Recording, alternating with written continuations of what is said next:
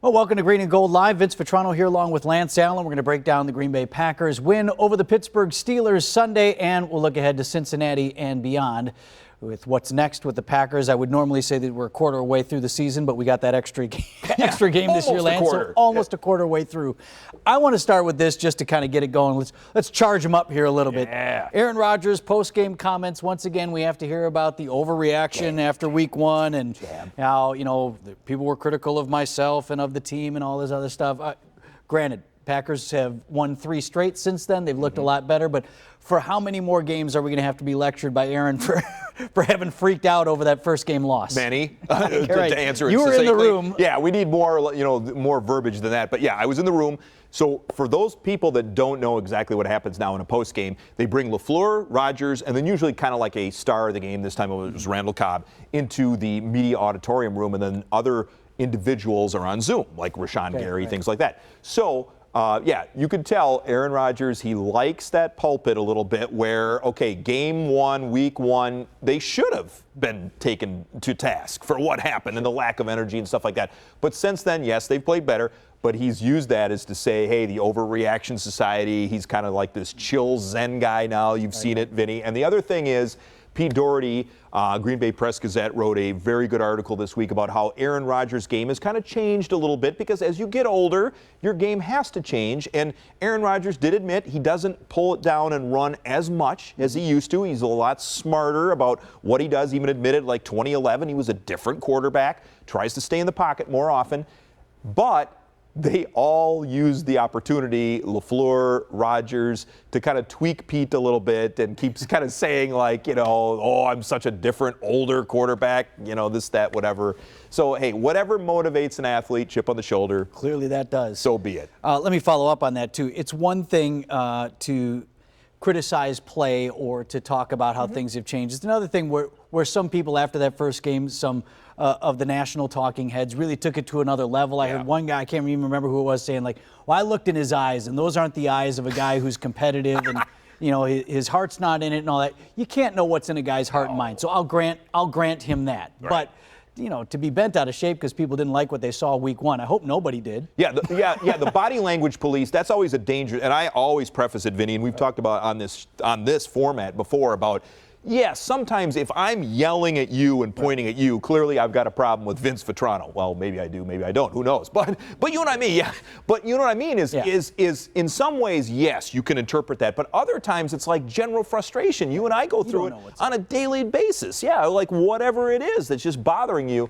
But that is a dangerous, dangerous place to be. The issue I had with week one, Vinny, was the first week you should be energized. You should have life. Hey, it's week one of the NFL season.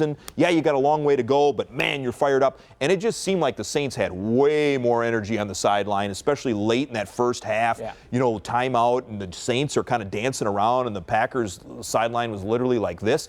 That's what I had an issue with. They have not, and Matt LaFleur has gone out of his way to say the last 3 weeks, better energy, better focus, and it's clear that they have had that in the last 3 games. Well, if they keep playing like this, he can talk about whatever he wants to talk about. All right, let's go ahead. Let's go ahead and move on and actually talk about the offense. Another thing that helped the Packers offense against the Steelers, Lance, was a little bit more of a sustained running attack.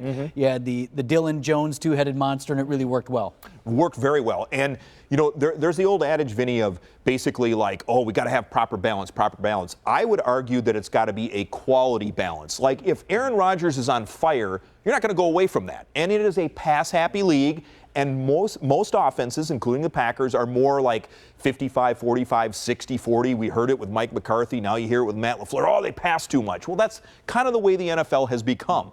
On the flip side of that, if you have quality and you can take advantage of matchups, then it's a good mix. And what's good about this right now, Vince, is Aaron Rodgers does not have to throw for 300, 350 yards plus every game to win. He's actually not done that of late. A.J. Dillon was a leading rusher, 81 yards. You kind of got that sledgehammer guy. Aaron Jones is kind of your gadget guy where he's good in the run game and the passing game. Just get him touches. A.J. Dillon, bigger back. You want him to have more carries. He gets better as the game gets going along. Now they've got a pretty good 1-2 punch and then spread it around. They're starting to double Devontae Adams with the MVS being out. Somebody else had to step up. This week it was Cobb. You hope it's Lazard down the road. Get the tight ends more involved. Robert Tonyan, pretty quiet this week.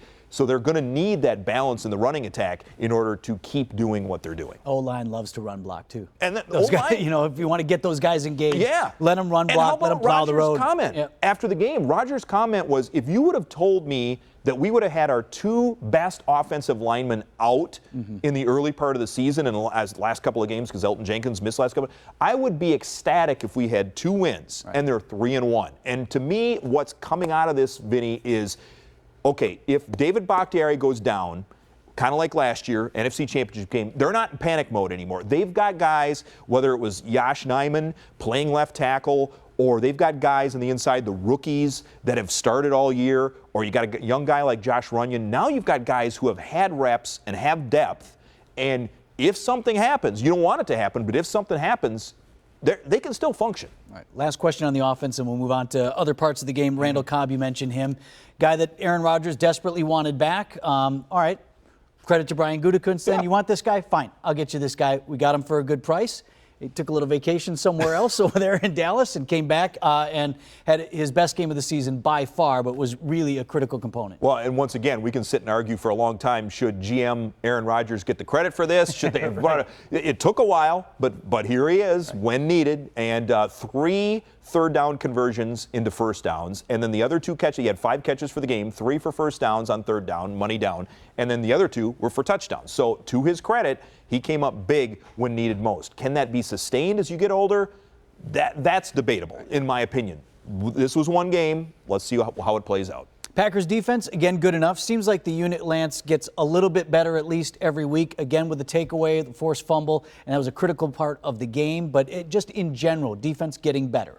Here's the thing with defense now, Vinny, in my opinion, is you don't have the steel curtain anymore. You don't have the purple people eaters. You don't have all this stuff that we used to talk about. Okay, what do you need in order to be a championship caliber team? You essentially need a defense that gives your offense 1 or 2 more possessions per game. First game, they were terrible. They were awful. No ifs, ands, or buts about it. The last 3 games, when they've had the 3-game winning streak, they have, you mentioned it, they've forced a fumble and had an interception both games. What does that mean? You're giving your offense 2 more opportunities at scoring. 2 more opportunities for Aaron Rodgers. That is advantageous for your ability to win the game.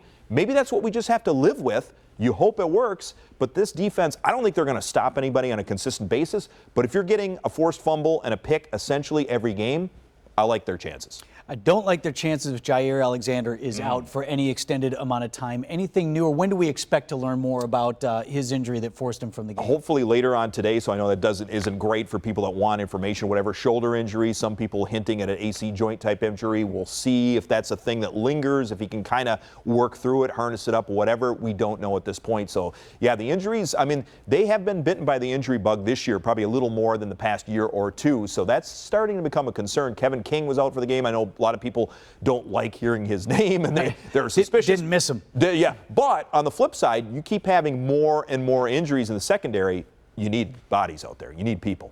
Special teams, punter had a good game. New guy. Yeah, right. Absolutely. A couple of really booming punts, particularly deep in our own territory. Really flipped the field a couple of times, and that's looking like a great and downing pickup. the ball at the 4-yard line. Yeah, booming punt, stuff like that. I'm still a little bit nervous on some of those returns, Vinny, and you saw it again yesterday, that on some of the returns, too much yardage, too much chunk yardage. And then the other thing was, okay, the big debate is, were the Steelers offside? It was super close. By the naked eye, it looked like they were just barely offside on the blocked field goal. That is a huge momentum swing, and we could be talking about a lot of different things today if that would have stood as a blocked field goal. Definitely would have changed things going into half. All right, let's talk about where the Packers are then, Lance. 3-1 and alone on top of the NFC North division.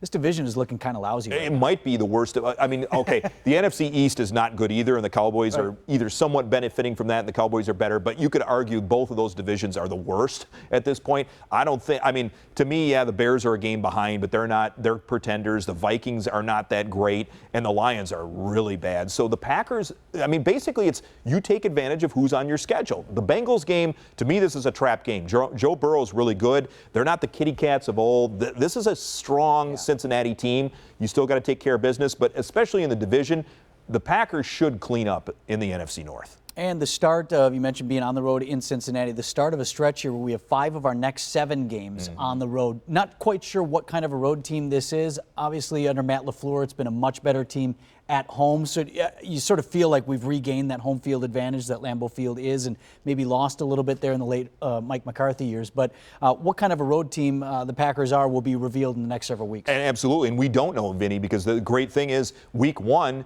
it was a road game, and they got hammered. And then week 3 against the Niners, that was kind of like, even Aaron Rodgers said for an early season game, they kind of needed to slay the dragon. They've had so many bad memories with the San Francisco 49ers, especially of late, that they kind of needed one of those signature wins earlier in the year and on the road and in their house, that I think that gave them a little bit of a lift, but now they've got to use it on the road. A rare noon start for the Packers this week. If you ask the guys, they love the Sunday noon start. It makes their week regular. It's easy to build up to. The late afternoon, okay. The night games, while they love to be on national television, man, those are hard on the guys, and it messes up with their schedule. We got a noon start on Sunday. They sit at the hotel, like when we're with them at the team hotel and stuff like that, it's like caged animals. Like literally, what am I supposed to do here? What am I supposed to do all day? And you gotta be judicious with, okay, I want to get up and not, sit around all day and be ready to go, but yet you don't go for a run, or you don't wear your legs out either. So those longer games, especially the night games, it kind of wears on them mentally a little bit. All right, Lance, appreciate your time today. We'll take questions next time on Facebook Live here. This has been Green and Gold Live with Lance Allen and Vince Vitrano here at TMJ4.